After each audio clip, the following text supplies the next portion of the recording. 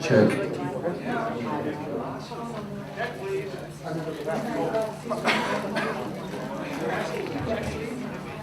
Okay, if I could have your attention, please. We are very happy to have so many guests here with us. We welcome you all to the open house at Club 521. And to get us started, help me welcome none other than our president, Ty Strogby. Ty!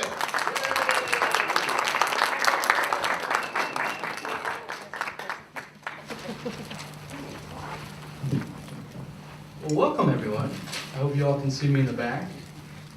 I want to welcome you all to the first ever Anthony Wayne Toastmasters Club 521 open house.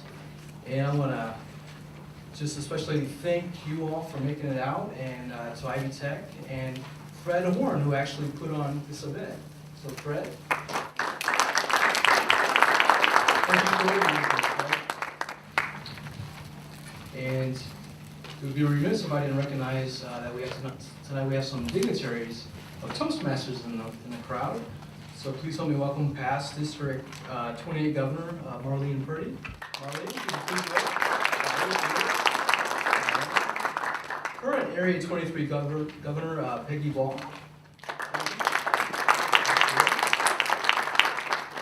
Area 24 Governor Patricia Kawabi. And Division B and Area Governor of 21, Bob Norris. Bob.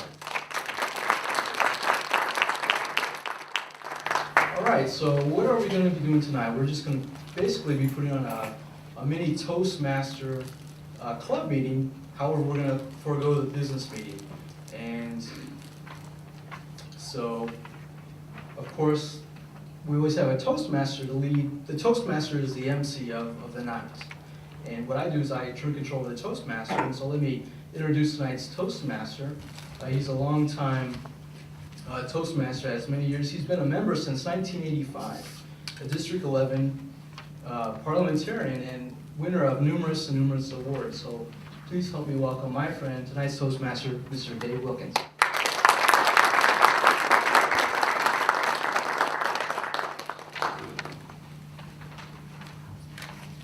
Thank you very much, Ty.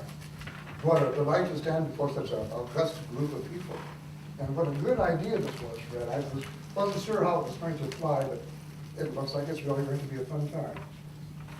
And I'd like to add my welcome to the festivities.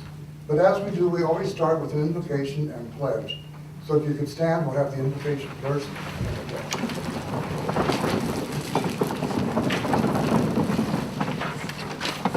Lord, as we gather this evening, we just want to say thank you for your many, many blessings. As we sit here in warmth and comfort, let us remember those who are in suffering right now in the world. When this meeting is over, please see us safely to our homes, and we will give you the praise. In Jesus' name, amen.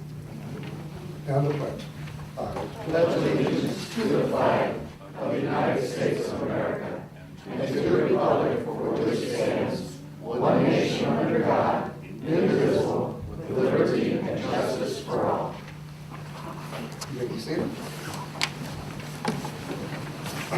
As our president pointed out, we're going to do a mini Toastmaster meeting. And the first thing that we need to do is find out who is going to lead the evaluation session.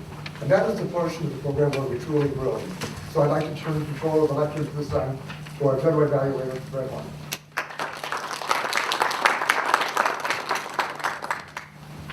Thank you, Mr. Toastmaster. Fellow Toastmasters and guests, the evaluation portion is the heart of our learning process.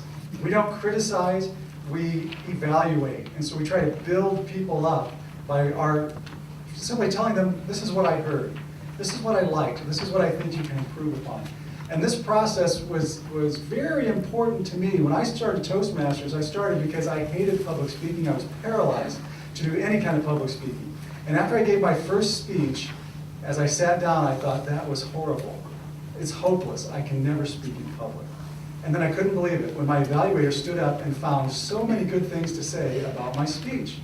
It gave me hope that I could try again, and I did try again. That was about 2.5 years ago. And now I look forward to my Toastmasters meeting every Thursday night. It's one of the highlights of my week. As general evaluator, it's my duty and my honor to introduce some of our evaluators of Toastmasters that will be giving those evaluations tonight. Our first speaker is going to be Bill Cartwright, and his evaluator is an experienced Toastmaster. He's been a Toastmaster since 2001. He's held just about every office there is to hold in Toastmasters, and currently he is our treasurer of the Anthony Wade Club. Please, a round of applause for Leon Kolenko.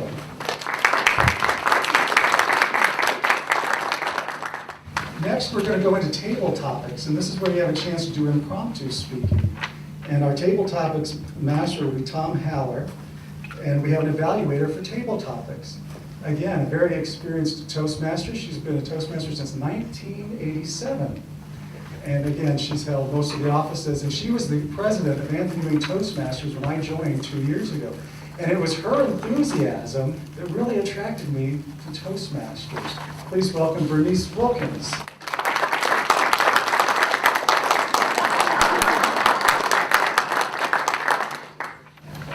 And at every Toastmaster meeting, we have a grammarian who checks our grammar and looks for really creative phrases that we might say, and also corrects us if we say or too many times.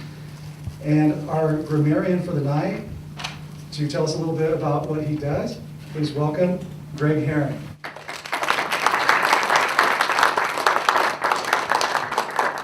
Thank you, Fred. Good evening, fellow Toastmasters, and most especially our guest this evening. You may notice I feel a little bit underdressed up here, but don't be intimidated by the fact that some of us are more dressed up. We come from all walks of life. This evening I came straight from work, and that's how most of us come. We're really a more comfortable, laid-back group. We tried to give our best impression for this evening, though. One of the things as a grammarian I do is we try to help expand our vocabulary. Every week we have a word of the day. This week's word of the day is mettle, a vigor and strength of temperament. It's also commonly used as a synonym for courage. To use it in a phrase, I used to be so scared of public speaking I would hide from it as much as I possibly could. I still get very nervous, but Toastmasters has helped me bring out my true mettle when it comes to public speaking. Some other things I will do is look for interesting phrases, good use of the English language, and maybe some stumbles, slip-ups. If somebody stutters, like a double clutch or an or an ah when you pause to try and find the next word, instead of just taking a momentarily silent pause, if you stumble or use the same word twice, we kind of try and point that out in a friendly manner to help make you aware of it without making it like a criticism. It's more like a helpful push in the right direction. Fred? Thank you, Greg. Excuse me. Finally, our last evaluator is the timer, and she has been a member since 2006. And she is currently our Vice President of Education. She does the scheduling. It's a very time-consuming job, and she does a great job at it. To tell us a little bit about the timer's duties, please welcome Cindy Eckstein.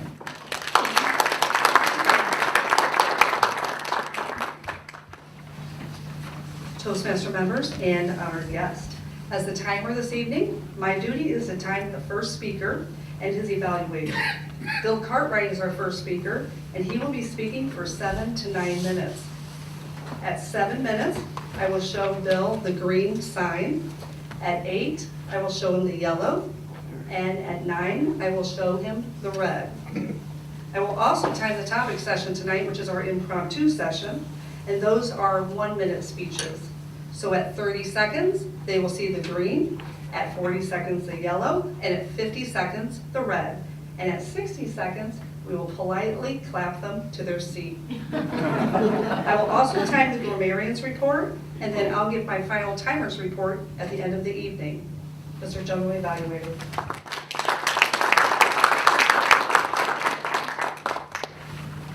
And our featured speaker will not have a evaluation tonight. He gets a free pass tonight, so you're all set. That's our evaluation team. We'll be coming up after the speeches and the table topics to give our reports. Mr. Toastmaster.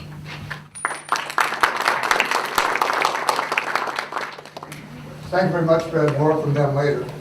I need to give a quick commercial for our Toastmaster Club, which meets right here in this very building every Thursday night at 5:30 in room 1550. It's just way down the hall. It's a nice little classroom, and we enjoy our meetings there. 6:30. We get there at 5:30. I said that just to see if you were paying attention. We also need to say a special thank you to Grover Beamer, the student here who helped arrange this room. So give him a nice hand.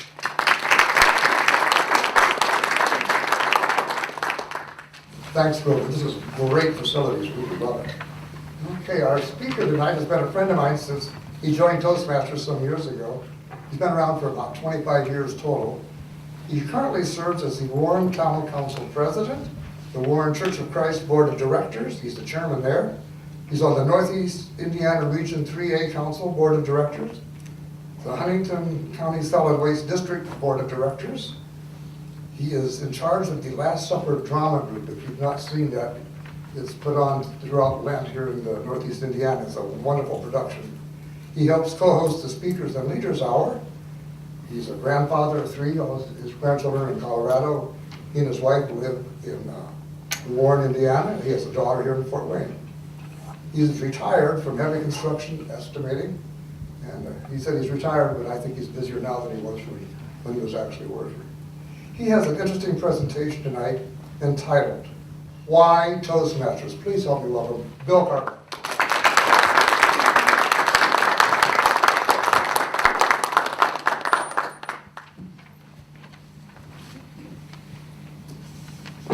Thank you, Dave. I want to welcome all of you here, and I thought I'd start out with a simple little story, and this kind of comes out of the Old Testament. It's about Daniel in the lion's den. All of you know that story, right? Daniel was put into the lion's den, and the idea was that the lions would eat him, and that would be his demise. But the lions didn't eat him. And the question arose, and it's not recorded this way in the Bible, but the reason the lions didn't eat him, he whispered up to that lion, "Whoever eats me has to give an after-dinner speech."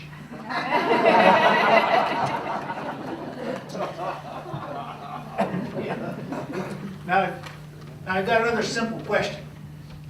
If anybody would like to speak after me, that's fine. Who would not want to speak after me? Raise your hand. Only a couple people don't want the opportunity to speak. I'm going to tell you in all honesty, I came into Toastmasters kicking and fighting and dragging my feet. There was nothing I wanted to do with speaking. In fact, it's hard to believe this today because I've had the Toastmaster background. But when I first came to this group, I sat in the back of the room watching my watch and knowing where the back door was at because my first opportunity to leave was what I was looking for. And I only came because a friend forced me. I expressed this earlier. I didn't have the mettle nor the fortitude to stand up and say no to going to the Toastmaster meeting. I wanted nothing to do. I didn't even know how to build a toaster. I didn't have any idea what this group was about. But I was suckered into it. I was punched into it. I did not want to be part of this thing because I knew that if I stood up in front of more than one person, that's 2 or more, that all I would do is convince everybody what I didn't know. I kind of felt that if I said anything at all I would do is expose my lack of knowledge. I couldn't even put a full sentence together.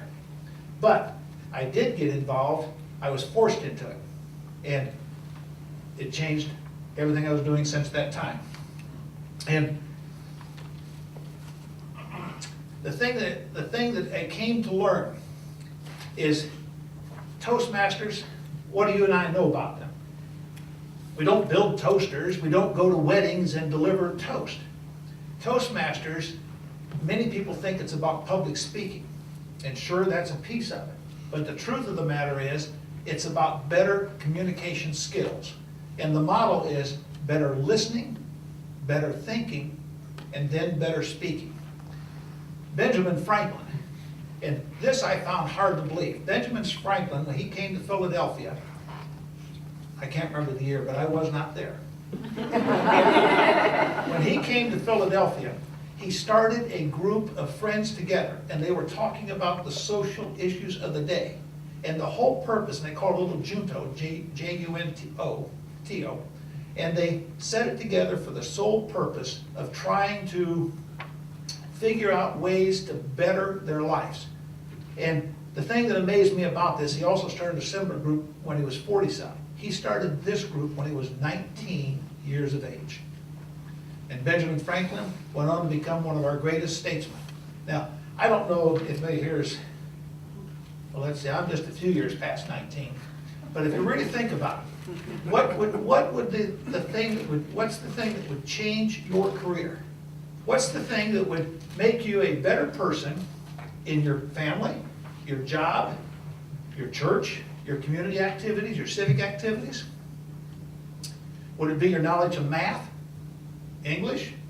Would it be your knowledge of physics? You can be the smartest person in your particular field of endeavor and not succeed.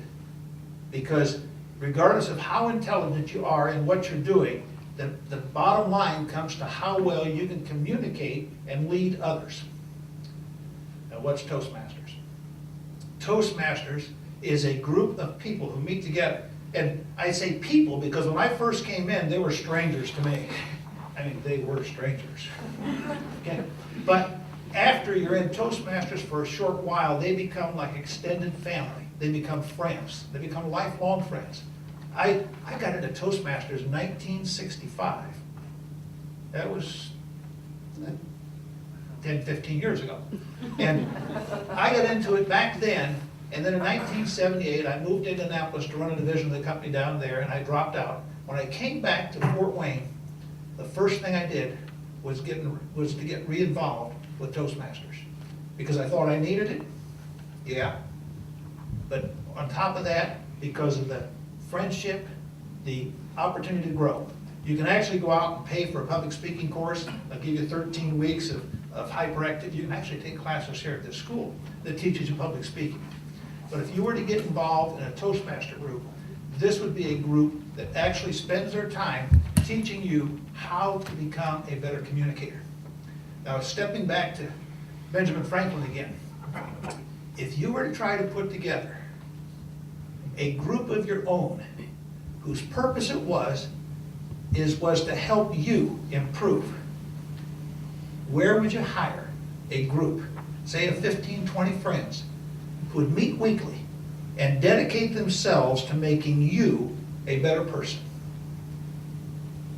Do you currently get that at home? Do you get it at school? Do you get it at church? Do you get it at your job? Where would you go to find a group that would actually dedicate themselves to trying to help you become a better communicator? Because that's what it comes down to. And I'm telling you right now, Toastmasters is a group, a priceless group of people who will meet together for the whole purpose of helping you become a better speaker. Now, I've given lots of speeches now. In fact, I've done lots of things that I never, ever would have attempted to do had I not been forced out of my shell back in those days. And speaking of shells, reminds me, in fact, if you get the Herald Press newspaper, my picture was on the front cover this morning because I gave a speech last night for the school board. But speaking of shells, the other day when I was in the closet looking for a tie, I couldn't find my favorite tie, and I was kind of searching around, and there on the floor was a cardboard box I'd never seen before. I went over, I opened that box up because I was curious to know what it was. In it were 3 eggs and some 1s, 5s, 10s, 20s, and even a 50. I looked at that and you know what? My wife and I have never kept secrets from each other. what is this money in my closet? And 3 eggs. I challenged her about that, and I says, dear Faye, I says, what kind of a secret are you keeping from me? Why is this money in the closet? What are you saving this up for? She said, well, I didn't really want to tell you, Bill, but I didn't know you'd approve or not. But every time over the last 15 years that you gave a bad speech, I would put an egg in that box. 3 eggs, ton of money. What can I say?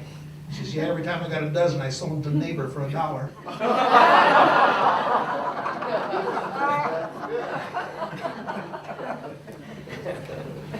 I don't know what to say. I can tell you that when I got into this group, I was afraid of getting in front of a group because I couldn't make a complete sentence. I couldn't do anything. I would sweat like mad. I was looking for the back door. I was afraid that if I opened my mouth, all I'd do is make a fool of myself. And I'm going to tell you this tonight. If you've never looked into a Toastmaster club, take a look. On the back of your program are the locations of many of the clubs that meet in Fort Wayne area. You go on the internet, there's a bunch of them there. And what I want to tell you is a very simple thing. If you take advantage of what a Toastmasters club offers you, it will impact the rest of your life. It will impact your career. It will help you become a better person. I always tell everybody, if you continue to do what you've always done, you'll continue to get what you've always got. You got to step out of your box, try something a little different. You might be surprised what the path is. And as a result of Toastmasters today, with all the professionalism and eloquence, I can now get up and make a fool of myself with total confidence. Mr. Toastmaster.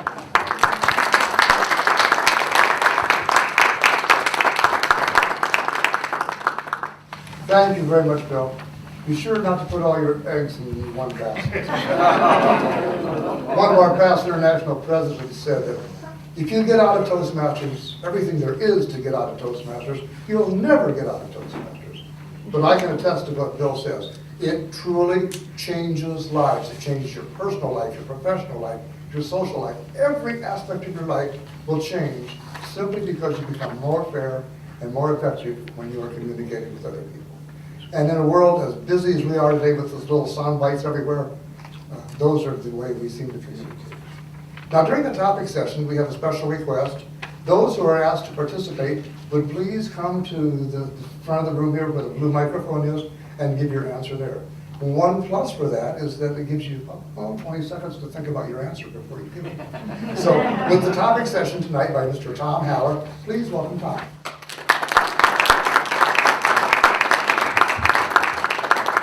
Thank you very much, Dave. I have a mind like a bear trap. Anything smaller than a bear completely gets away free. I've forgotten all of your names, including those I've known for many years. We'll proceed as best we can. I happen to know, a small housekeeping thing. Did anybody not get an agenda for this evening that wants one? Okay, very good. All right, I happen to know for a fact that there are at least 3 master gardeners in our little group tonight. And I think we should ask our very newest master gardener, none other than Connie Higginson, what the program is. Explain to the rest of us in a minute what master gardeners means to you.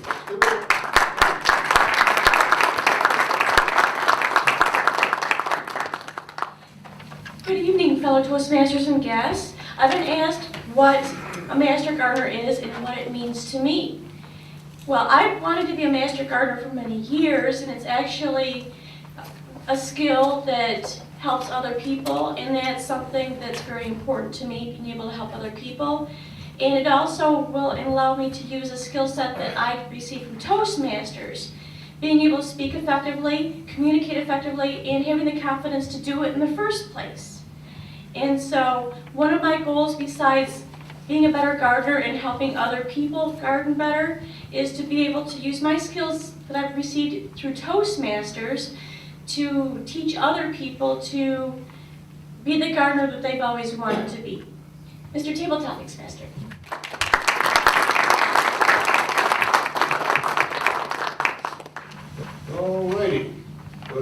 indicated, I'm a little old and confused. I don't understand what we're doing in Libya, and I don't understand how we picked the side. Robert Knox, can you explain how we happen to pick the side we're on as opposed to the other side, as opposed to staying home, for example? Help me welcome Robert.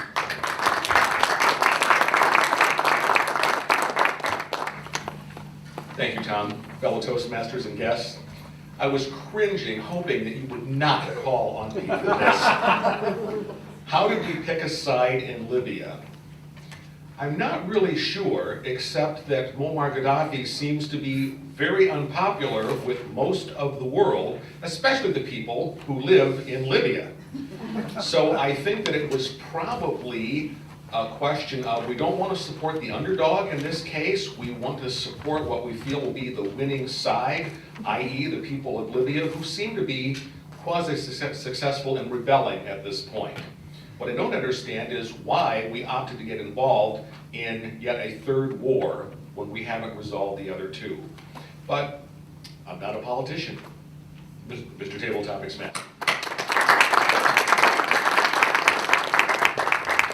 A comedian, which probably many of you have never heard of, Will Rogers, had an interesting idea. A country should not be allowed to go to war until it had paid for the last war. We could have a long period of peace, folks. Okay. Oh, speaking of this rather strange war, I apparently was asleep when they changed the Constitution. Bob Norris, could you explain to us how we happen to go to war without declaration from Congress? I mean, I don't think they were attacking us, were they? Did I miss something? Help me welcome.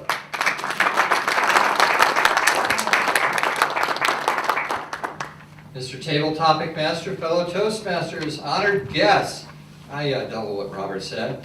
I'm hoping to pass on that one. The Constitution is not understood by a lot of people, including some of the lawyers and politicians that we have in charge right now. How did we happen to go to an undeclared war? I'm not sure. We'd have to ask our leaders. I think it's called the kinetic war response or something like that right now. I don't know. It has been done in the past. Does that make it completely right?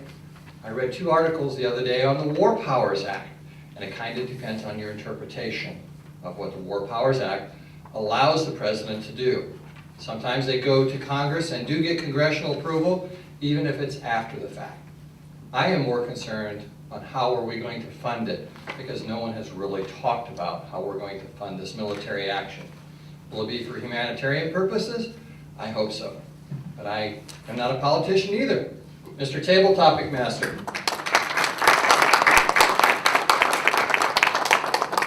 Well, let's bring it back home a little bit, something perhaps a little more peaceful. For those of you who aren't Fort Wayne-ites, we have now gone to a new way of collecting recyclables. You can get a large trash can which has a yellow lid, and you can put all of your recyclables without separating them in this thing. Seems like a step backwards. Young lady beside Robert, what do you think of this arrangement? Will this help any?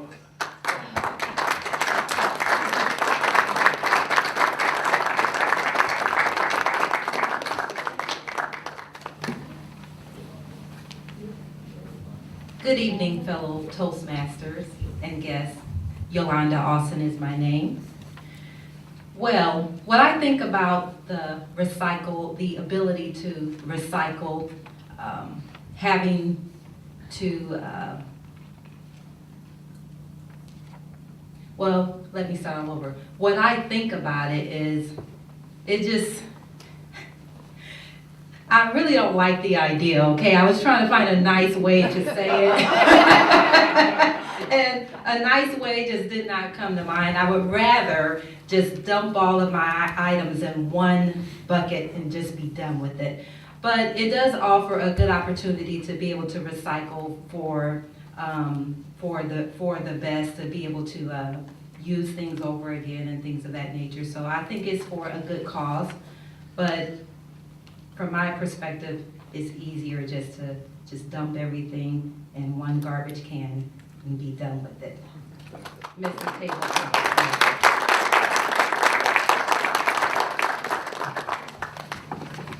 I saw the most interesting thing on television the other day. Strange as that may sound, I stand by it. There was a 10-year-old on who is apparently, I'm not intelligent enough to know for sure, but apparently is in the process of disproving the theory of relativity. This is one brilliant child. How do we have to have such brilliant children? Wagner, how do we have to have such things? What shall we do with this lad?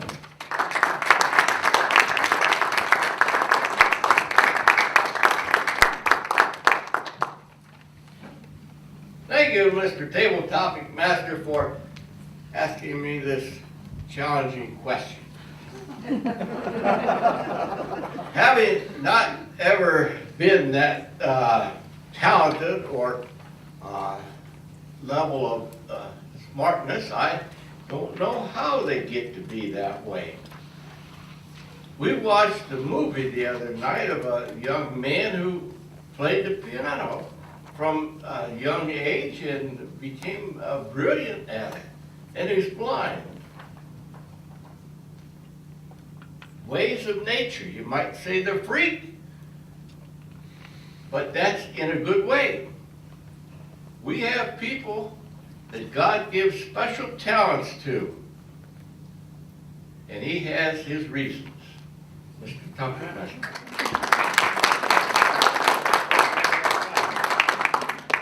All right, I believe in being fair, giving husband and wife equally difficult questions. Mrs. Wagner, what's your favorite color?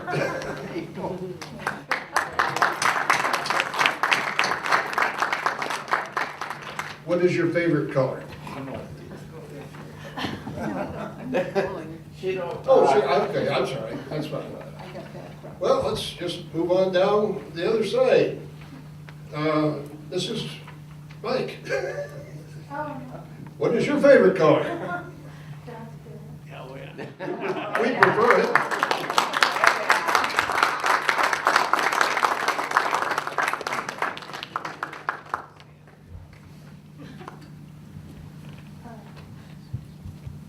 Mr. Table, Master Brother, sorry, and gas and everything. Maybe I'll say that my favorite color is green, because of the green grass and the meadows that you'll see, and then the mountains, and of course I'm from the south, so turnip greens is good. I'll just add that in. So that's it, Mr. Table.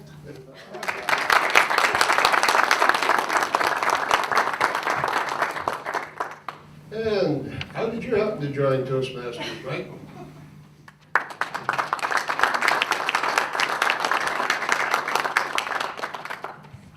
Mr. Table Topics Master, fellow Toastmasters and honored guests, I joined Toastmasters because I wanted to improve my speaking skills. I started out when we lived in another state in Louisiana. I was in it for 2 years there, and I really enjoyed it. So when we moved back up here to Fort Wayne, I looked for a group and found this group and wanted to join to continue to work on my speaking skills and really enjoy this group as well. Mr. Table Topics Master. Well, we are certainly glad that you joined with us.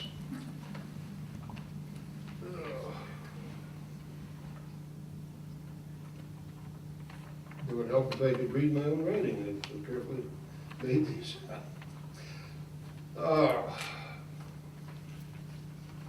Greg. Not you. You, yes, thank you. What? You. I'm sorry. I mean, being old, I probably miss my mind most, although I do miss the eyesight too and hearing. How did you happen to, oh, excuse me. How are you enjoying your 15 minutes of fame? It won't be full 15 minutes, but this is your chance to be on television. What do you want to tell the world?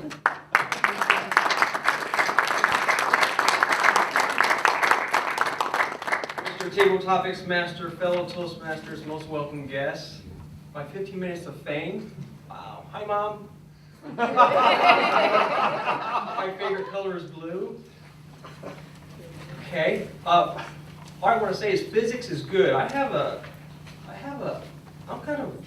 like that 10-year-old kid from Indiana, as a matter of fact. I think physics is a good thing. Physics can be fun. We all discussed, or for the past 3 weeks, we've been talking or seeing the situation in Japan and nuclear reactors. So this is good stuff. It educates the folks out there about neutrons and electrons and photons, and I think it's a good thing. I would like to meet this 10-year-old kid, and maybe he can teach me a thing or two. Mr. Tabletop.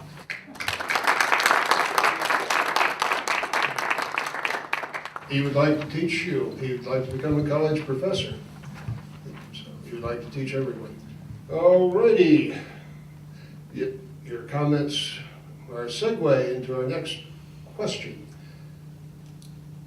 We have given an awful lot of money to, say, Haiti, which is very poor, and hardly anything, relatively speaking, to Japan, who does happen to be rich. Is this appropriate, or have we become chintzy in our old age? What do you think, Marlene?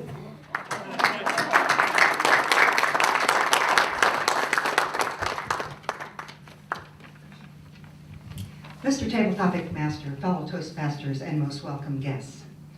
Are we being chintzy with Japan? I don't believe so. I'm not sure how much of our money actually ever got to Haiti also. Unfortunately, it seems like many times the world looks at the United States as the savior for everyone. And unfortunately, we have many people here in the United States who are also suffering. So I believe very strongly that we need to start looking at helping our own as well as rallying and getting center stage overseas.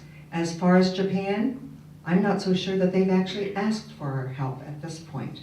And I know usually when help is asked for, we do come through.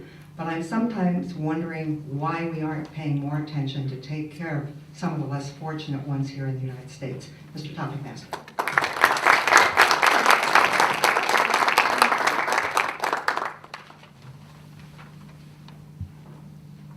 Now we have some members from other clubs. We have one from the Red Cross.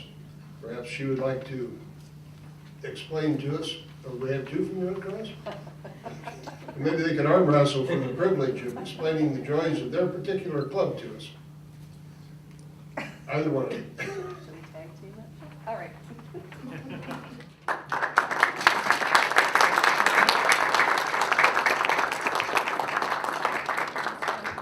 Tag team. Tag team table topic. Shall we give them 2 minutes? Timer? Would you like to go first? Sure. Our club at the American Red Cross started 5 years ago. And it was started as a closed club, and we've decided that we wanted some fresh blood coming in, so we have open blood. Pun intended. It is now an open club. We meet on Tuesdays at noon. And I guess I joined the club only because it was at my place of work, and I thought, oh, just another thing is kind of a good thing. And I really got way more than I ever expected. What she said. I absolutely agree with what Peggy said. I joined too when I was a full-time employee at the Red Cross and felt I could get a lot out of the club with leadership skills, with speaking skills, bonding with fellow employees. And something happened to our club along the way. We started losing members drastically, and it wasn't until we became an open club that we started breathing new life into the club, and it has really turned around for us. Every Tuesday at noon, I know I'm going to go to that club and have a wonderful time. I'm going to laugh. I'm going to forget about what's going on at work.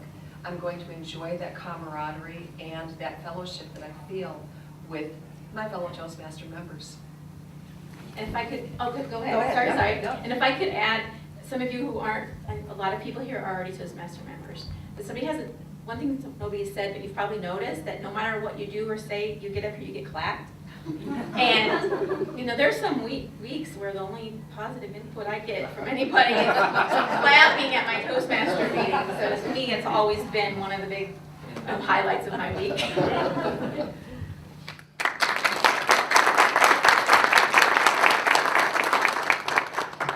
life must be a little rougher at the Red Cross than I would have guessed.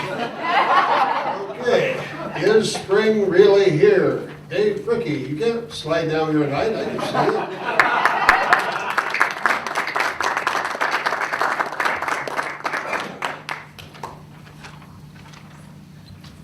Toastmaster, fellow Toastmasters and guests. Interesting question, I hope so.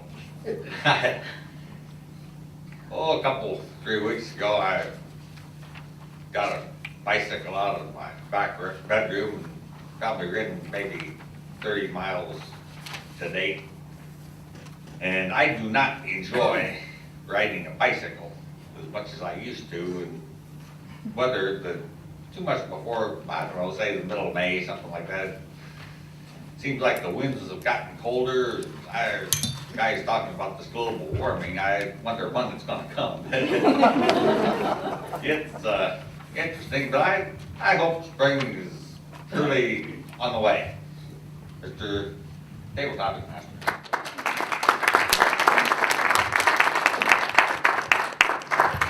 Well, I wonder about life as a student here at Ivy Tech. Grover, would you like to comment on that?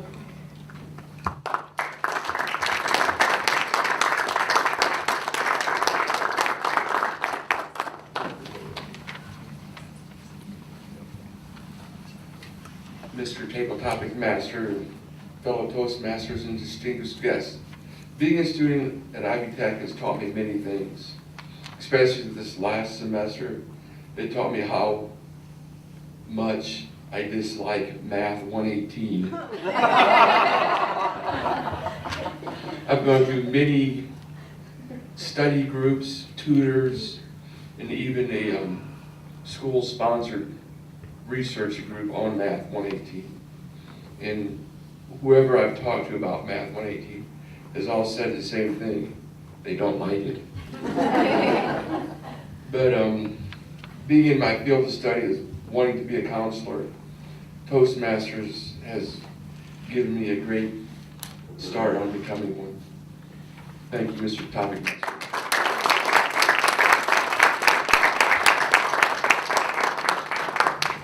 We usually give the question first, then let people sweat about it a little bit and say who we're picking on. But since she is a guest, I will ask Mrs. Horn if she would like a question. If she's willing to take a question, I would wonder if there's any quid pro quo for you coming here tonight. Are you going to extract something from your husband in return? It's not too hard a question. Can I have you call her over? Let's help welcome her up here. So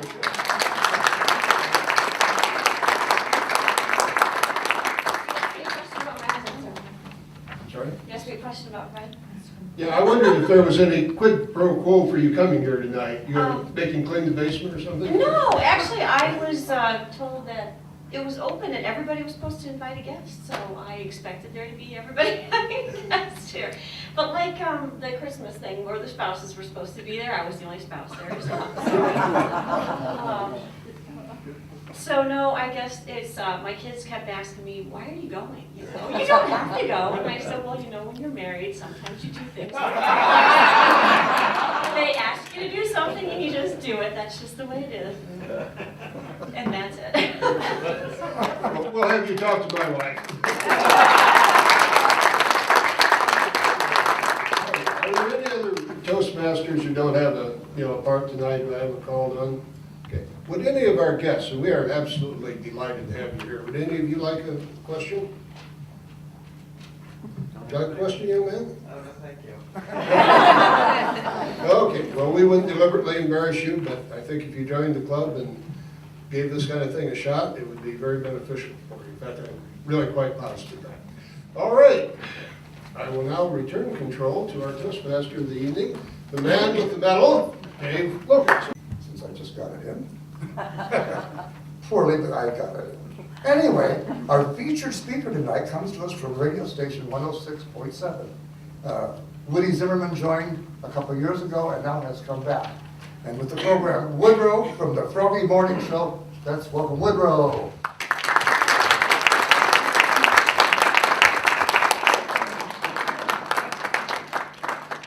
All right, thanks a lot.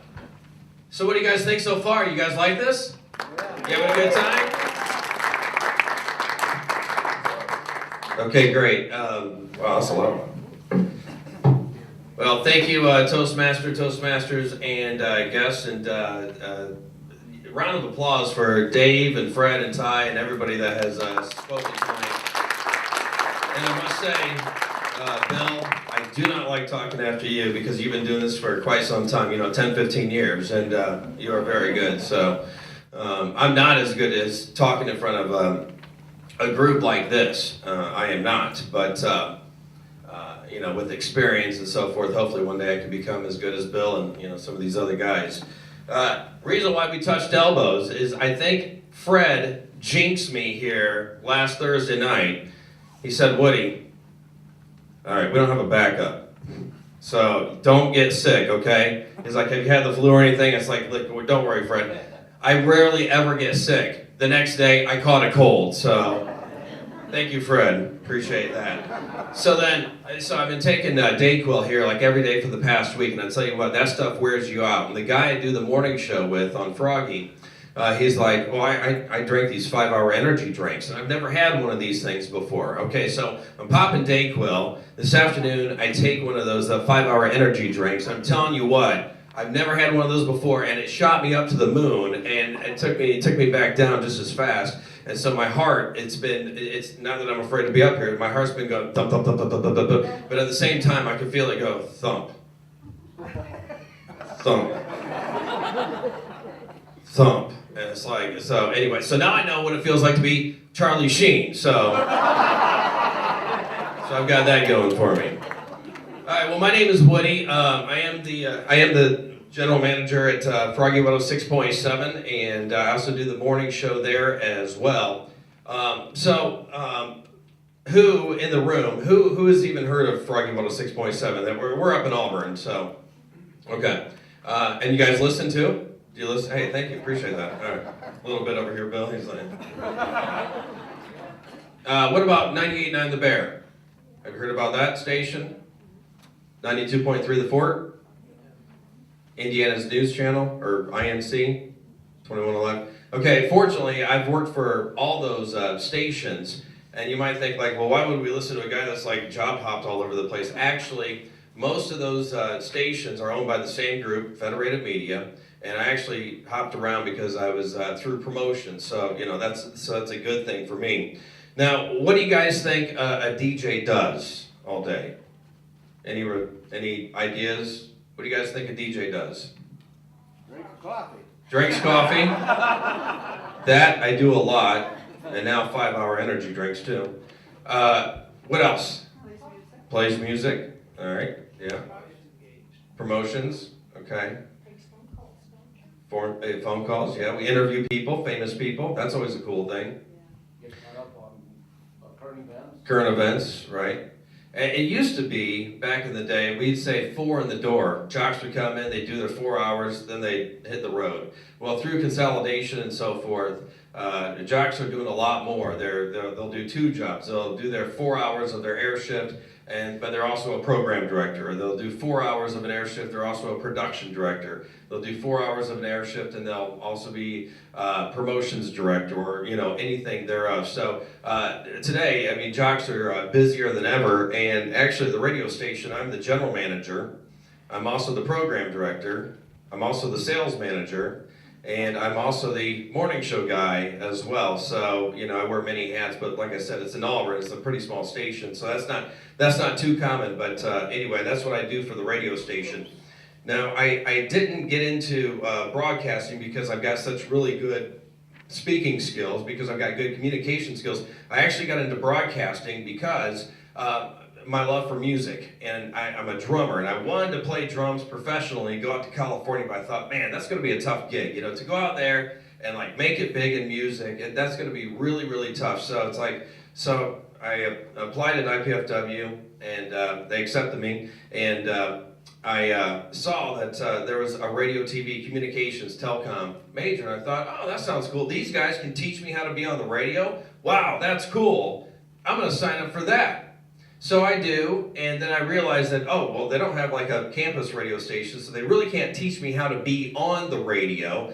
They could teach me the history of radio, and they could teach me, a little bit of editing and stuff like that. But anyway, I had to go out and seek an internship to actually go on the radio. So my first internship was at 104, and I would do like anything for this radio station. I mean, I'd get up, I'd do the morning coffee for them. I was there at 5 o'clock in the morning. I would eat dirt for the radio station. That's how bad I wanted to get on the air. And actually, all the stunts that I did for those guys, I probably did eat dirt here a time or two. So anyway, Doc came to me and he wanted me to dub all the commercials into the system so that we could play them on the air. And then there was one that where I had to tag it, okay? And a tag is just like a little 10-second thing on the end. It was for Taco Bell. I'll never forget this. It was for Taco Bell. I don't remember what it said. Probably like something like Taco Bell is open to cure your late night cravings or something like that. So I put that on, and then I was working at a construction company during the day to pay the bills. And so I'm driving along with the construction crew, and I hear the spot come on. I'm like, oh wait, guys, listen, I'm gonna be on the radio right here. And they're just like, no way. I'm like, way. And so it comes down to the last 10 seconds, and then here I am, Taco Bell open late to cure your late night cravings or whatever. And they're just like, wow, man, that's you. I'm like, yeah, man. So the three of us, we're in this pickup truck, and windows are rolled down. It's summertime, and we're just like screaming out the window because I'm on the radio, and so I mean it was like one of the coolest points of my life. So everybody probably just thought that we were crazy, but we kind of were. So anyway, but that was like one of the coolest things. All right, so then I met my very first celebrity, and that was JT from Styx, and he came into the studio at 104. And he sang Crystal Ball, like right in front of my face. And I thought, wow, this is really cool. It's like, okay, I have picked the right career choice. I'm not getting out of this field. So, like I said, that was one of the coolest things that has ever happened to me. Well, after about a year of grunt work, Doc came to me and he said, he came to me and he said, Bill Zimmerman, we're gonna put you on the air. You're gonna go on solo. That's my real name, Bill Zimmerman. And he said, but do you have like a cooler name than Bill Zimmerman? And I said, well, back in high school, my friends would call me Woody for Woody from Cheers. And he's like, that's it. Go with it. Go with Woody. So I've been Woody ever since. So it's my first night on the air. I tell you what, I was nervous. I was so nervous. Okay, I'm going to go on the air. I was doing Saturday night, midnight to 6, so pretty much all the drunks are going to be listening. So I show prep for hours, learning everything about the music I could possibly learn. I show prep for hours, and I go in there. The first song is playing. Okay, now I got to talk between the first song and the second song, and the song is ending. Okay, all right, here we go. My heart's racing, my palms are sweating. Here we go. Rock 104, WXKE, the real rocker. My name is Woody. Hit the next song. Going back to 1984, this is Van Halen and Jump, Rock 104. Thinking like, wow, okay, I was just on the radio and I didn't stutter, I didn't stumble or anything like that. It's the coolest thing ever. The rest of the show sucked, but hey, I got through the first one okay. So I had a lot to learn from after that, but yeah, I did. From 104, I went over to MEE for a short time, worked there part-time. From there, I went over to the Bear, worked there full-time for 8 years. And after that, I went to 92.3 The Fort. I was promoted to an assistant program director there. And after working there for a couple of years, the company promoted me once again, and they sent me up to Auburn to be the program director and morning show guy for Froggy 106.7. And then after that, in June of 2008, they actually promoted me to general manager of Froggy 106.7. So I have been in the business here for 14 years. I'm still learning stuff. I mean, to be the general manager, I'm also over the sales side as well. And that is really new to me. And I found out that, talking on the air is easy, but talking in front of, say, like 10 people, that's tougher. I've talked in front of 10,000 people at the Coliseum. That's really easy for me to run around with the mic and we're shooting out shirts and stuff like that, or to be at Pierre's and introduce a band. Okay, that's really easy for me to do because it's like, well, I mean, you go out there and you say, hey, you guys ready for Ted Nugent? Everybody applauds. Yeah, and so it's instant gratification. But when you're sitting around a boardroom table of like 10 people of your peers, that's where you can get really nervous, and that's where Toastmasters can really help you out big time. Now, over the years, I have met just a ton of celebrities, and that's one of the benefits of being in radio. For example, the Black Crowes, David Lee Roth, B.B. King. I got to introduce him on stage. That was one of the cool points of my life. Also, the entire band for Styx, REO Speedwagon, Def Leppard, Shinedown, Lou Holtz, Mitch Daniels, Motley Crue. Now that was not on the same night, Mitch Daniels and Motley Crue. Rick Derringer, Little River Band, Jerry Cantrell from Alice in Chains, Tesla, actually my band opened up for Tesla, and then Ted Nugent as well. So meeting the celebrities has definitely been one of the highlights of my life being in radio. Now, one time I was working for the Bear. It's a Sunday afternoon, I'm driving into work and I'm thinking like, okay, this is going to be an easy shift, just a lazy Sunday afternoon, gonna be really easy. And then I hear, Woody's in next, and he's gonna be interviewing Cheap Trick. I'm like, I am? Really? Now, I'd grown up with Cheap Trick all my life, and I love the band, great band, but I didn't know anything about them. I mean, I didn't know what to ask them. So I'm like, okay, man, I gotta get in there quickly, I gotta do some show prepping and get some questions together for these guys. So I get there, and the band's there. I'm like, oh no, I'm sweating bullets, and I'm like, what am I going to do? I mean, it's like, I don't know what to ask these guys. Well, fortunately, Jack Hammer, he stuck around and he helped me with the interview, so it's like, wow, okay. Glad I didn't make an idiot of myself there. But there was a time where I did make an idiot of myself interviewing somebody, and that would be my very first interview that I did, George Thorogood. Now, normally what happens at the Bear, it's like Elvis and Hammer were there at the time, and normally they would get most of the better interviews, or say like the afternoon guy, and he was like on vacation, so they threw it to the newbie. I was brand new in radio, and they gave me the interview. So, okay, I got to interview George Thorogood. So, his people call into the radio station, and they're like, okay, George is going to be there in a little bit. So George gets on the line. It's supposed to be like a 10-minute long interview, and I tell him, I'm like, listen, George, all right, this is my first time doing this, so, please go easy on me, all right? And he's like, yeah, sure, that's fine, whatever. Okay, he didn't care. He just, I think he was like upset because the newbie is interviewing him, and so he was like offended or something like that. Okay, well, I found out right away, you don't want to say to an artist, some big name, you don't want to say to him, hey, what's it like out on the road? Okay, because they get asked that all the time. All right, so I say, all right, George Thorogood, he's playing at Pierre's tonight. And so, George, so what kind of show are we going to see tonight? And he said with the most arrogant voice I ever heard, he said, what kind of show are we going to see tonight? I'm going to go out there and play just a bunch of new stuff that nobody knows. He's like, what do you think kind of show we're going to see tonight? He's like, no, I'm going to play the stuff that people want to hear, Bad to the Bone and yada, yada, yada. So, I was upset. I made an idiot of myself. I'm upset. And so I'm like, oh, okay, all right, great. George Thorogood, tonight at Pierre's. All right, going back to 1984, this is Van Halen on the Bear, hit the button, and I hung up on the guy. And all the other jocks that tuned into that heard the interview, they're like, you know what, that guy's an idiot. I would have done the same thing. So anyway, I was mad at myself, but I was also mad at George Thorogood. Don't like George Thorogood, still like Van Halen. So, all right. Here's a funny story.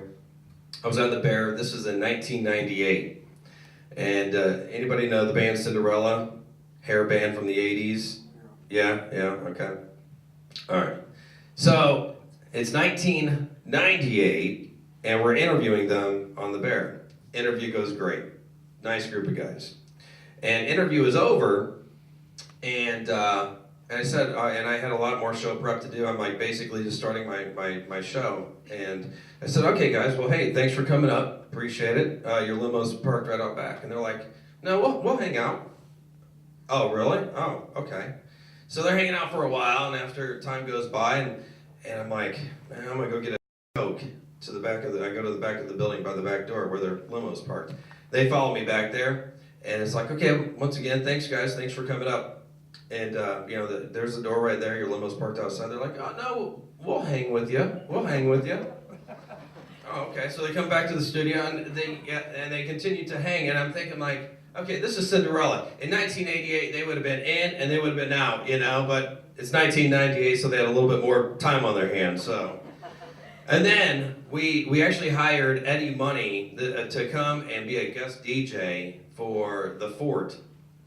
So he was coming in all intoxicated and actually spent more time out in the parking lot with his female fans than he did in the studio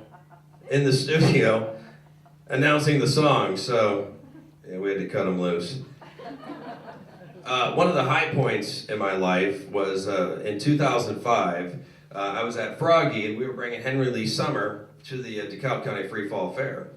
And he had mentioned to me that he had spent 3 days in the studio straight. Since learning more about what Henry Lee Summer does for extracurricular activities, I now understand how he could stay 3 days in the studio straight. But anyway, and I said, you know, I'm a drummer, and I understand we just cut a CD as well, and so I understand what it's like to spend a lot of time in the studio. So this is an interview prior to the show that night. And so he's like, oh really? Well, maybe you should come up on stage with us and play the drums. I said, well, yeah, sure, I'd be happy to do so. So the night comes, Henry's up on stage, and he's playing, he starts singing this song about Woody, and this and that and whatever. And I don't remember the words that he was saying, but it was all about Woody. So I walk up on the stage, and he's like, hey, Woody, all right, hey, come on over. And he's like, what do you want to do? You want to sing with us tonight? I'm like, no, I don't sing, but, you know, I'll play the drums. And so it was like one of the coolest moments of my life. I walked back, and the drummer was just doing this beat, you know, just this little beat just to keep the crowd going. And so he stepped up, and I stepped in without missing a beat, and got to finish Wish I Had a Girl, Henry's biggest song, with them. And after it was all said and done, Henry says, he's like, you know what, man, that was not planned. That could have been a total disaster, but yeah, this kid could actually play. And so, you know, because I didn't mess anything up, and I was worried about it too. But I found out from his people afterwards, he owns a bar in Indianapolis, and he doesn't even let people go up on stage and play with them down there. So how the whole thing worked out, I'm surprised he let me play the drums with them. But that was a pretty neat experience in my life. All right, well then there's the other side of broadcasting, and that would be talking about severe weather, informing, and that's what radio does best. On the spot, informing about things like severe weather, or like there's a tornado coming our way. And that's where we have to really be able to communicate well, take the information, form it into a concise message that the public can understand. Like I said, that's what I think we do really well. Well, back when I was on the assignment desk at 21 Alive, now INC, I remember driving into work one morning thinking, man, there's just no stories. My job was to decide the news of the day. Thinking like, there's just no stories. I can't think of any stories that we're gonna do today. And I get to work, I'm scrambling, nothing's clicking. And then the first plane hit. And my screen, my news alerts, just start going. So I look at it, and it says that a plane had hit the tower. And so I look up at the monitor, that's ABC Straight, and you see smoke from the top of the tower. And I said to the noon producer, you know, something happened at the World Trade Center, saying that a plane had flown into the World Trade Center. And she's like, oh, that's just from 1993 when they had the bomb in the basement. And I'm like, no, this is on top. This is on top. Well, within about 5 minutes, I had this girl from NYU. Her mom had called me and said that her daughter from NYU had saw the first plane hit. And so within 5 minutes, I'm on the phone with her, and I'm getting ready to put her on the air on 21. And what happened is by that time, Charlie Gibson had taken over, ABC had taken over, and then the second plane hits. And Charlie Gibson had said, what is this? Could this be an accident? And I'm like screaming at the TV, no way, this is not an accident. This is not an accident. And of course, I don't have to go on with the rest of the story, but locally, on a local level, just tons and tons of stories came in about relief efforts, people going out there to help out. And I tell you, it was a very, very tough time to be in news, and I will, obviously never forget that. Well, May of 2005 is when we opened up Froggy Radio in Auburn. It's a small station in Auburn, and Auburn's a town of 12,000 people, a county of 40,000 people. So brand new station on the air, and it was later on in the summer, August 29th, when Hurricane Katrina hit.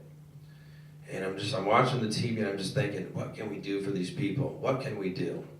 And so we decided to partner with a semi-truck company and gather some supplies and take it on down. And while my sister stations in Fort Wayne, they were doing the same. They were filling up maybe one semi-truck, half a semi-truck. We filled up 2 semi-trucks, and I stayed on the air all day until we filled those 2 semi-trucks. But with the 12,000 people in Auburn, I was amazed. We had to get another semi-trailer because they filled up 3 semi-trucks, and I could not believe it.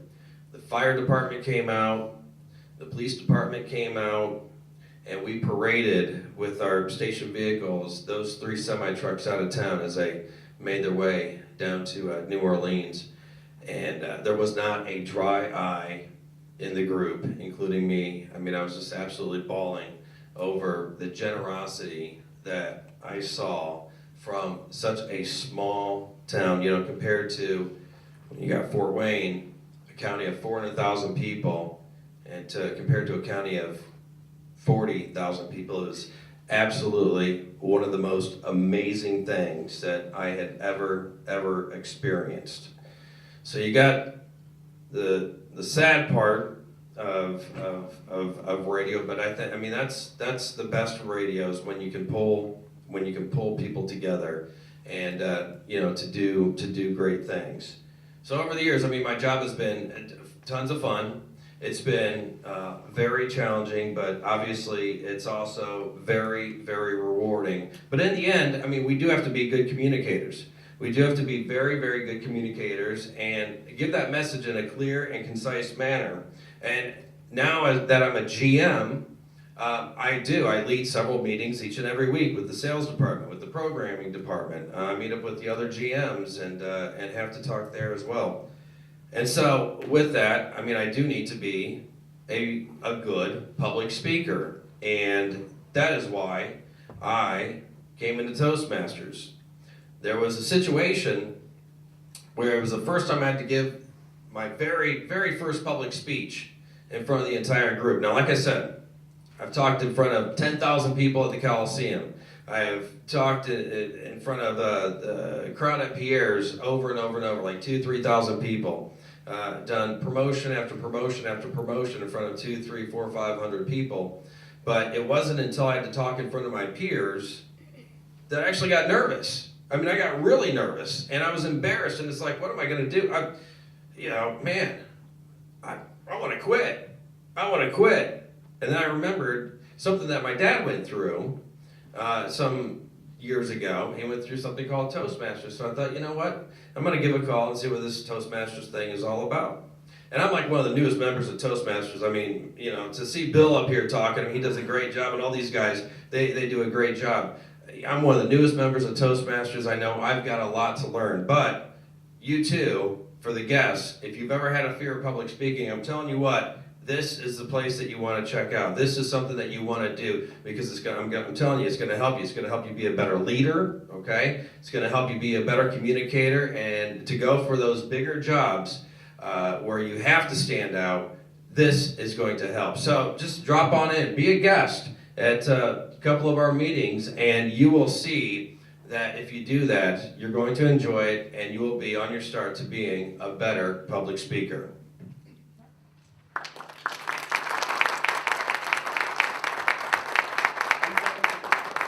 Yeah, if there are any questions, I will take questions.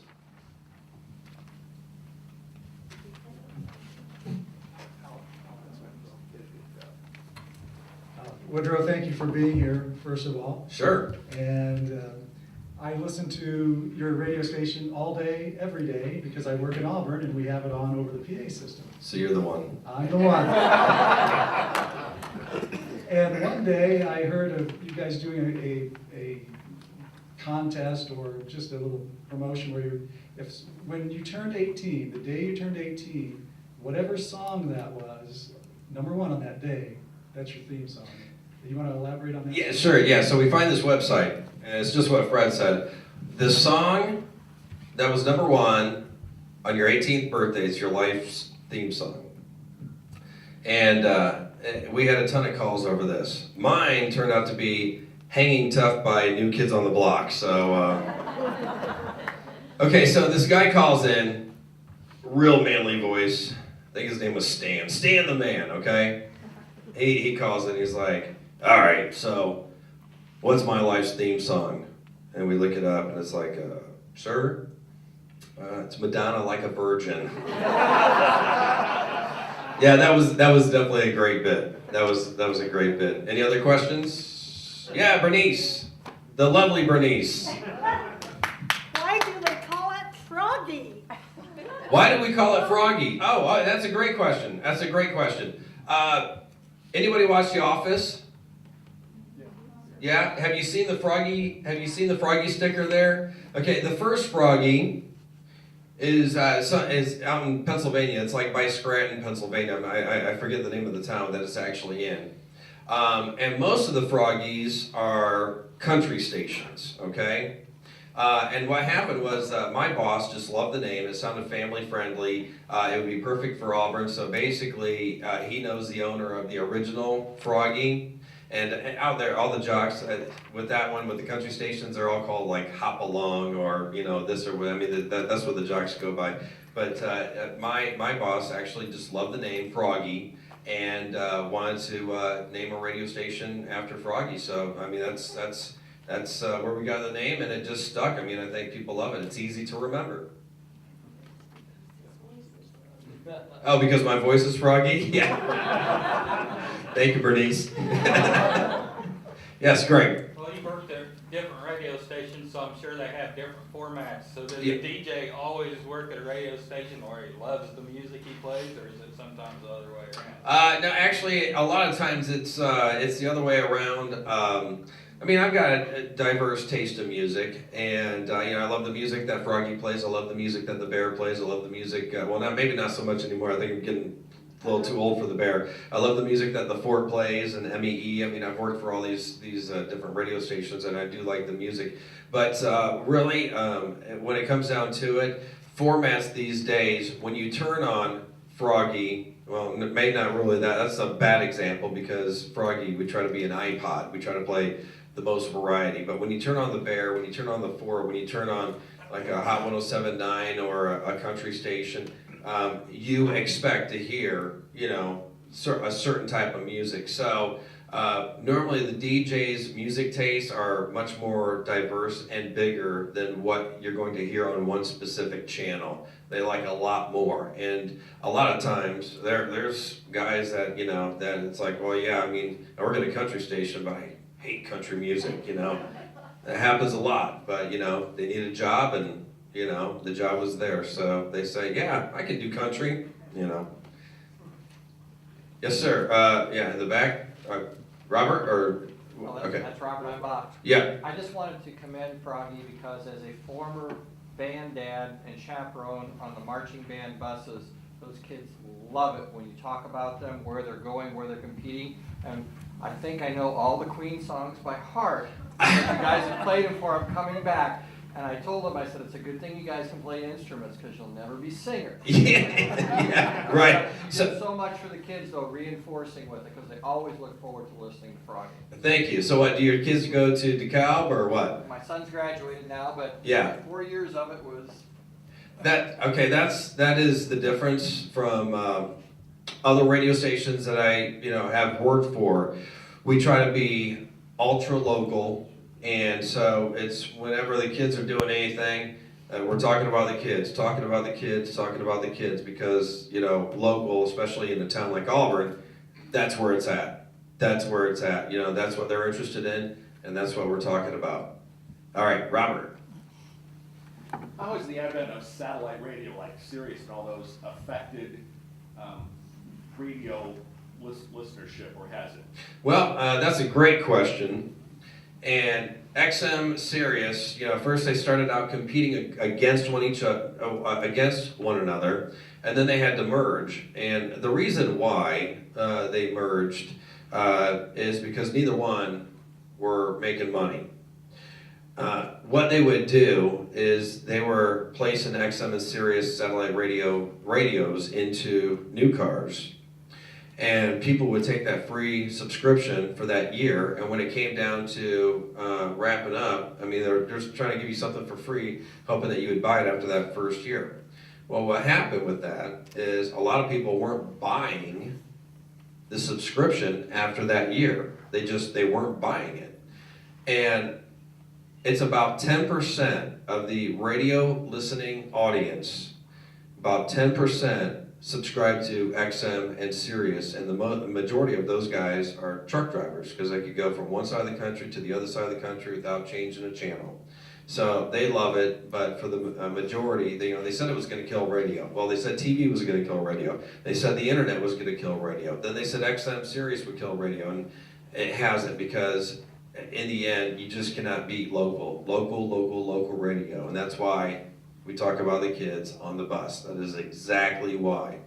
The new product that is out is Pandora, and I've got Pandora, right here on my Droid. Okay, that's the new thing. But radio, I've also got a Froggy app, and I've got apps of other radio stations as well. So this is the future of radio. This is where it's going. It's going to be right here. Everything is going right here. But yeah, definitely an excellent question. Excellent question.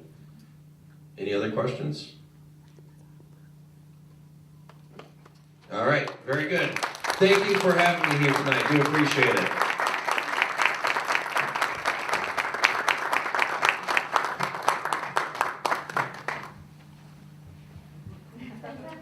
What a great job. Give him another hand.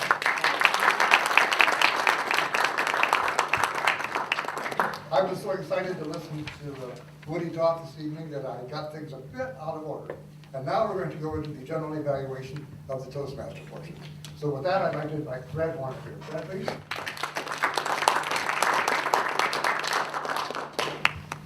Thank you, Mr. Toastmaster. Now it's time to find out, how did we do tonight? Our first evaluator for Bill Cartwright's speech will be Leon Kolenko. Leo? Fellow Toastmasters, Mr. General Evaluator, and guests.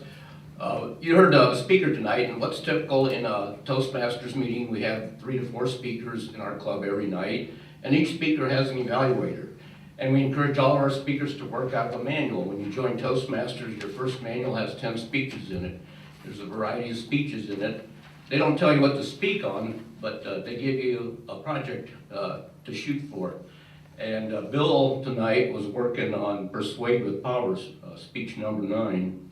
And it says, just a little idea, what his goal was is to present a persuasive speech that combines logic, support for his viewpoint with strong emotional appeal. His title tonight, Why Toastmasters? And he's targeting the audience here because you came here to learn more about Toastmasters, so he specifically aimed his speech at that.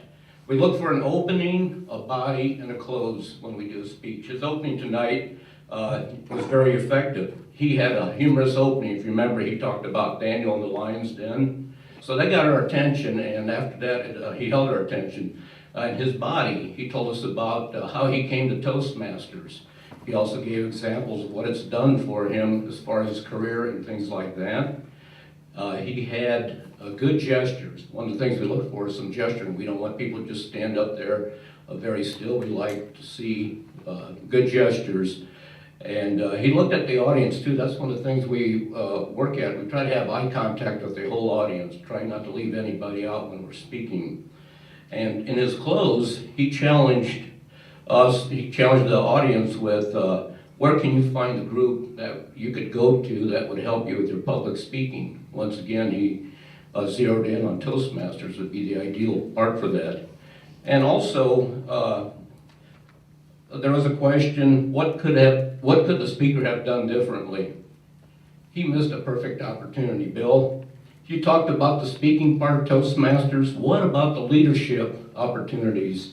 Now, he had limited time, but in Toastmasters, you have leadership opportunities. We have 7 officers. We have a president, a treasurer, secretary, and other offices. So you have a chance to have an opportunity to do some leadership skills too while you're in Toastmasters, not just coming to Toastmasters to speak, but those leadership opportunities. And also, when we come to Toastmasters meeting, we have different duties every night.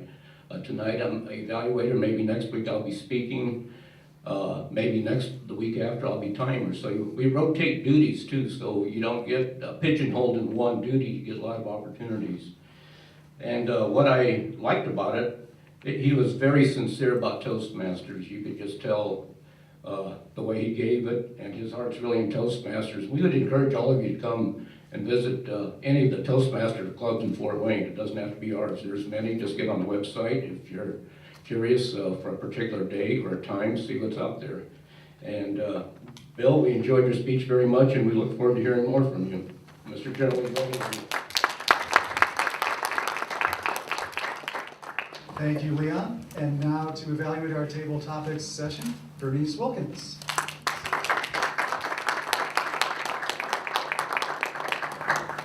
Mr. General Evaluator, fellow Toastmasters, and most welcome guests. We had 13 responders in the topic session. These are the people who had the mettle to give off-the-cuff speeches. And I wrote that sentence down so I wouldn't forget to say it. Our first responder, Connie, was asked about master gardeners. She repeated the question. That was a nice way to begin. She was very confident, I thought. She had some gestures. She had an opening, a body, and a close. Everything in a little tiny mini speech. Robert Knox talked about Libya. Doesn't he have a wonderful voice? It carries well. You can hear him clear to the back of the room.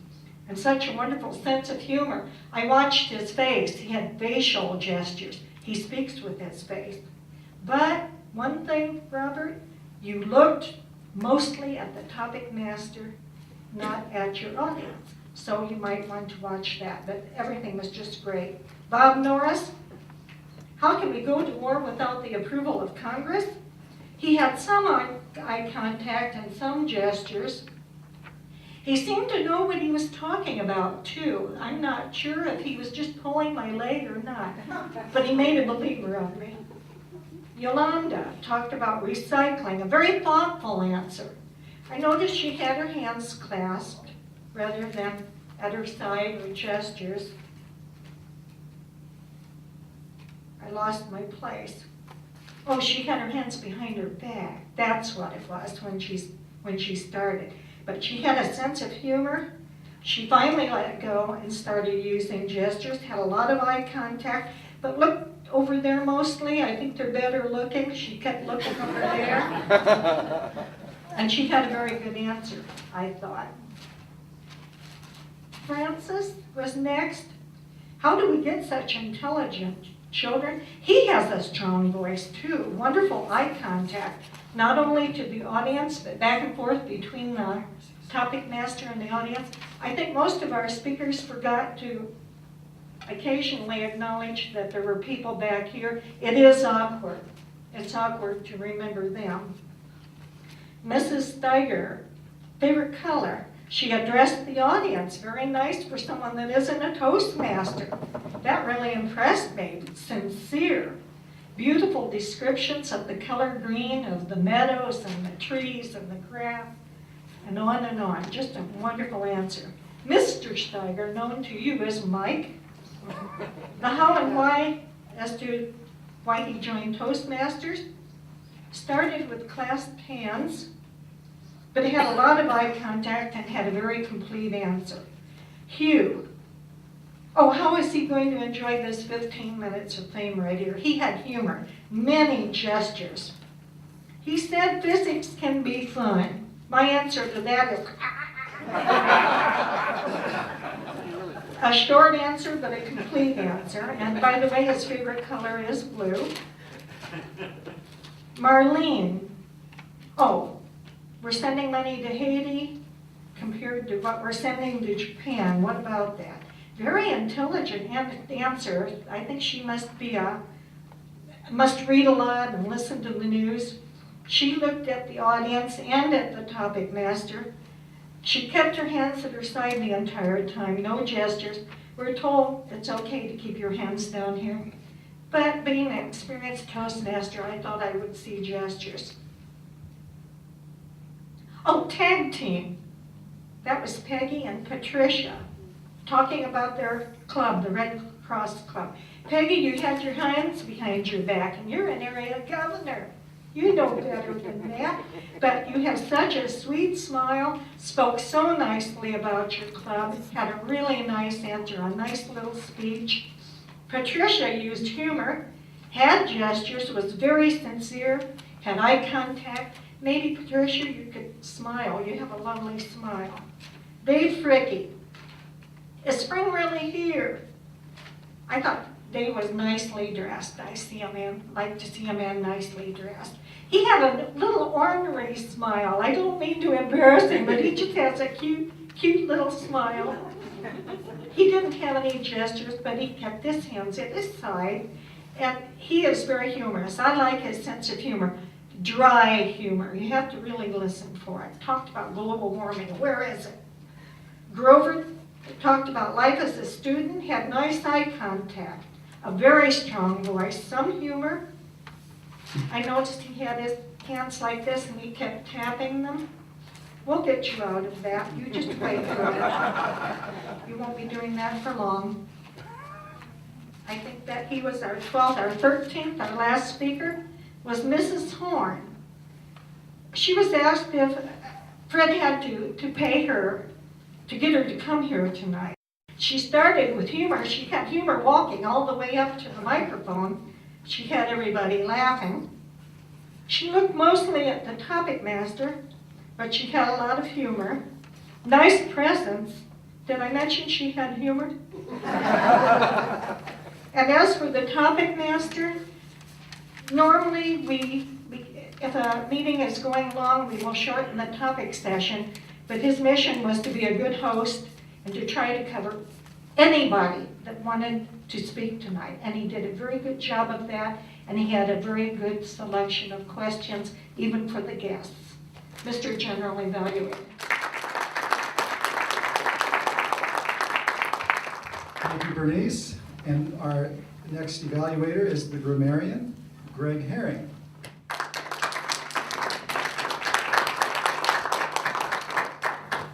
Thank you, Fred. As a grammarian, as I said earlier, one of my roles is to see who used the word of the day.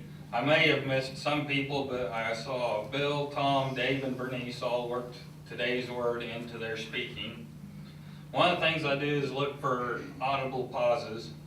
And I'm not going to single out every mistake, but since Ty is our president, I want to point out that we have Toastmasters in our group that he had an introduction for, but we have guests from other Toastmasters group in the Toastmaster district.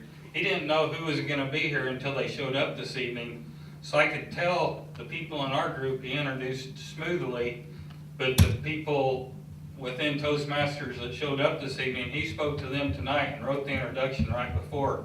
So Ty, I could kind of tell the people that came from outside our group that you introduced, there was a couple times you paused, and it was it was kind of noticeable, like he stumbled over words, which is fine, but you know, that's the kind of thing we want to work on in Toastmasters. If we can't find the exact words, try and hide our pauses so the audience doesn't notice. Some of the other things I'll look for is good use or catchy phrases of the English language. During Bill's speech, he said, when he was talking about how he joined Toastmasters, a friend forced me. And I didn't know anything building toasters. When he talked about once he got involved in Toastmasters, where could you hire a group that would dedicate